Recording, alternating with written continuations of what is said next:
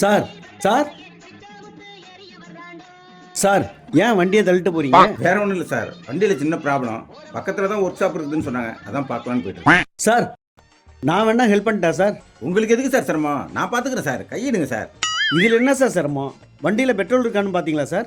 Sir பெட்ரோல்லாம் இருக்குது sir, சாவி எங்கோ மிஸ் ஆயிட்டு. ஓ சாவி மிஸ் ஆயிடுச்சா? ஏன் சாவியை வேணா போட்டு பார்க்குறீங்களா? விடமாட்டான் போல இருக்க சார். உங்கள் சாவி எப்படி சார் இதுக்கு செட் ஆகும்? சும்மா போட்டு பார்ப்போமே சார்.